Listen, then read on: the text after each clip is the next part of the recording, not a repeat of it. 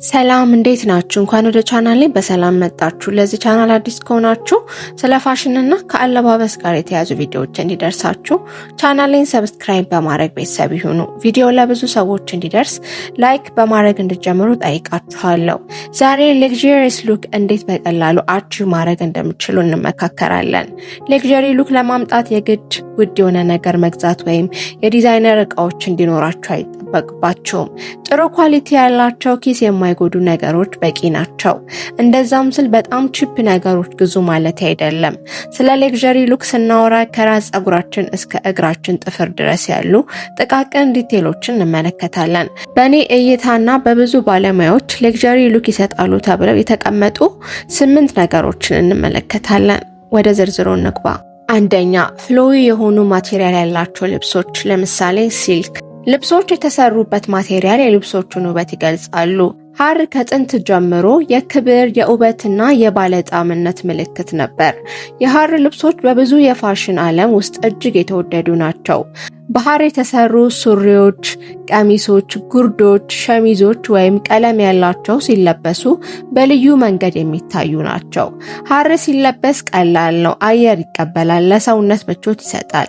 ስለዚህ በተለይ በበጋ ወቅት ተመራጭ ናቸው። በተጨማሪም የሐር አልባሳት በተለያዩ የቀለም አማራጮች አሉ። ነጭ ወይም ጥቁር የተለየ መልክ ይሰጣሉ። ለትልልቅ ፕሮግራሞች፣ ዝግጅቶች ተመራጮች ናቸው። የሙሽራ ልብሶች ሳይቀሩ ከሐር አልባሳት ይሰራሉ። የሐር ልብሶች የሴቶችን ውበት፣ ስሜትና የመደነቅ መልክን ያጎሉታል። ሁለተኛ፣ ጣል የሚደረጉ ስካርፎች ወይም ሻርፖች።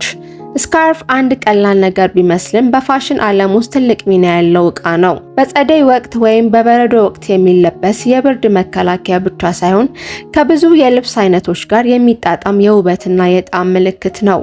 ከሱፍ፣ ከሐር ወይም ከጨርቅ የተሰሩ ሊሆኑ ይችላሉ። እያንዳንዱ ሌየር የተለየ ስሜትና ስትራክቸር ይሰጣል። የሱፍ ስካርፎች በተለይ በክረምት ይመቻሉ። ሐር ወይም ከለር ያላቸው ደግሞ በበጋ ወቅት የአልባሳት ስብስባችንን ያበሩታል። በተለይ የምሽት ግብዣ ሲኖሩባችሁ ከቀሚስ ጋር ብትለብሷቸው የተለየ ውበትና ምቾት የሚሰጡ ናቸው። ሶስተኛ፣ ቆንጆ ጫማዎችን ማድረግ። ጫማ እንደ ዕቃ ብቻ አይደለም፣ የሴቶች የቅንጦት የእምነትና የገጽታ መገለጫ ነው። ቆንጆ ጫማ እያንዳንዱን እርምጃችንን እንኳን ያሳምረዋል። በዘመናዊ ፋሽን ዓለም ውስጥ ጫማ ከልብስ ጋር የሚዛመድ ብቻ አይደለም፣ የአንድ ሰው አመለካከትንና የህይወት ዘይቤን የሚያሳይ የተለየ መንገድ ነው። ለኦኬዥን የሚለበስ ረጅም ቀሚስ ከቆንጆ ሂል ጫማ ጋር ሲጣመር የሴትን እምነትና ውበት ያበራል። ከስራ ቦታ እስከ መዝናኛ ጊዜ ድረስ የጫማ ምርጫ የባለቤቱን ባህሪ ይናገራል። ቆንጆ ጫማዎች፣ ኮምፈርት ጫማዎች፣ ቀለም ያላቸው ሂል ጫማዎች ድረስ ያሉ ብዙ አይነቶች አሉ። እያንዳንዱ የጫማ አይነት የተለየ መልክና ስሜት ይወክላል። ከከፍተኛ እስከ ኦኬዥን ጫማ ድረስ ውበታችንንና አቅማችንን ያሳያል። ቀላል ጫማ እረፍትና ተፈጥሯዊነትን ይወክላል። ስለዚህ ጫማ መምረጥ ማለት እግርን ማልበስ ብቻ አይደለም፣ እራሳችንን መግለጽ ነው። አራተኛ፣ ሲምፕል ናቹራል ሉክ ያለው የፀጉር ስታይል ማድረግ። ቀላል የፀጉር ስታይል ውበትን በተፈጥሯዊነት የሚያሳይና እንቅስቃሴን የሚጨምር ነው። ከባድ ዲኮር የበዛባቸው ስታይል እንደሚያስፈልግ ብናስብም ግን በእውነቱ ገጽታችንን ከፍ የሚያደርጉ ቀላል ዝንጥ ያሉ ስታይሎች አሉ። እንደ ዌቭ፣ ስትሬት ወይም ሎ ባን ያሉ ሲምፕል ስታይሎች በቀላሉ በቤት ውስጥ ልንሰራቸው የምንችላቸውና ውበታችንን የሚጨምሩ ናቸው። ቀላል ስታይሎች ለስራ ቦታ፣ ትምህርት ቤት የምትሄዱ ከሆነ ወይም የተለያዩ ግብዣዎች ካሉባችሁ ይሆናሉ። በቀላል የፀጉር ስታይል ውስጥ የሚጎላው ነገር ሴትነትና ተፈጥሯዊ ውበት ነው። ስለዚህ ሌግዠሪ ሉክ ለመፍጠር ሁሌም ፀጉራችሁ ንጹህና በጥሩ ሁኔታ ስታይል የተደረገ መሆኑን እርግጠኛ መሆን አለባችሁ። አምስተኛ፣ ሲምፕል ሜካፕ። ቀላል ሜካፕ የተፈጥሮ ውበትን የሚያበራ ነው። ቀላል ሜካፕ ስንል ከፍተኛ የሆኑ የተለያዩ ነገሮች አያስፈልጉትም።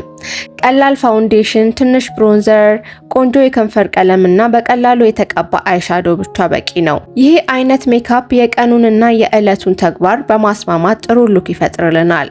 ቆንጆ ሜካፕ መልካችሁን ሳይቀይር የተፈጥሮ ውበታችሁን ያጎላል። በአጠቃላይ ቀላል ሜካፕ የሴት ውበትንና በራስ መተማመንን ይጨምራል። ሜካፕ በተፈጥሮ የውስጥ ቁንጅናን የሚያበራ ብርሃን አለው። የረዘመ አይላሽ፣ የበዛ ብለሽ፣ የበዛ ኮንቱር፣ ከከለራችን ጋር የማይሄዱ ሊፕስቲኮችን፣ በአጠቃላይ የደመቁ ሜካፖችን አስወግዱ። ስድስተኛ፣ ቆንጆ ጥፍር።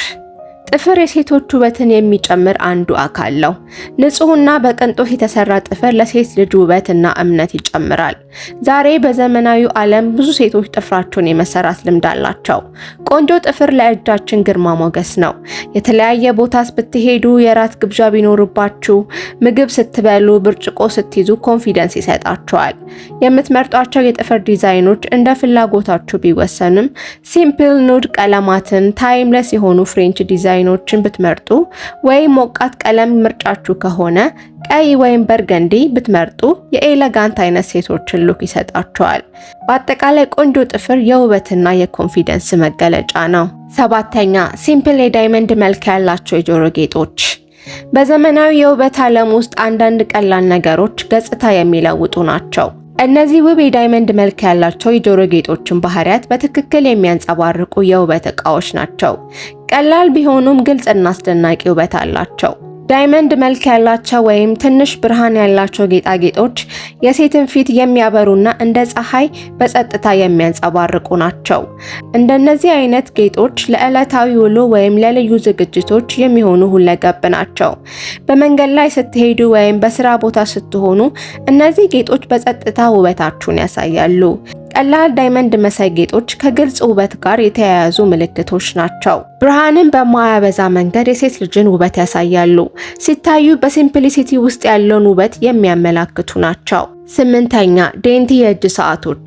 ዴንቲ የእጅ ሰዓቶች በቀላል ነገር ውስጥ የግል ውበትን የሚያሳዩ ናቸው። እነዚህ ሰዓቶች በዘመናዊ ዲዛይን በጥራትና ቀላል ቆንጆ መልክ በመያዛቸው የውበት ምርጫ ናቸው። የዴንቲ ሰዓቶች ብቻ የጊዜ መመዘኛ አይደሉም። ታይምለስ የሆኑ የዘመናዊ መልክንና የግል ቅርጽን የተላበሱ ዕቃዎች ናቸው። በስራ በቀን ተቀን ውሏችሁ ወይም በግብዣ ላይ ዴንቲ ሰዓቶች እጃችሁን በቀላሉ ያደምቃሉ። በዴንቲ ሰዓቶች ውስጥ ያለው የዘመን ተሻጋሪነትና የውበት ስሜት ያለምንም ጥረት ገጽታችሁን ይቀይሩታል። እነዚህ ሰዓቶች ጊዜን ብቻ አይቆጥሩም፣ የተለየ የውበት መገለጫዎች ናቸው። በተጨማሪ እነዚህ ሰዓቶች በመጠን ትንንሽ ስለሆኑ ከትናንሽ ብራስሌት ጋር ብታደርጓቸው የበለጠ ውበት አላቸው። ፋሽን ጊዜ ላይ ዲፔንድ የሆነ ነው። ፐርሰናል ስታይል ግን ሁሌም ከራሳችን ጋር የሚቀጥል ነው። ፐርሰናል ስታይላችሁን ሳትለቁ ጥቂት ማስተካከያዎችን በማድረግ መዘነጥ ትችላላችሁ። በዚህ ቪዲዮ የጠቀስኳቸው 8 ዲቴሎች ሌግዠሪ ሉክ አቺቭ ለማድረግ ይጠቅማችኋል ብዬ አስባለሁ። አብራችሁኝ ስለነበራችሁ ከልብ አመሰግናለሁ። ይህን ቪዲዮ ከወደዳችሁት ላይክ፣ ሰብስክራይብ፣ ለጓደኞቻችሁ ሼር ማድረግ እንዳረሱ። ሀሳብና ጥያቄ ካላችሁ በኮመንት አሳውቁኝ። የመለቃቸው አዳዲስ ቪዲዮዎች እንዲደርሳችሁ የኖቲፊኬሽን በተኑን ተጫኑ። በቀጣይ በሌላ ርዕስና ቪዲዮ እስከምንገናኝ ሰላም ቆዩኝ።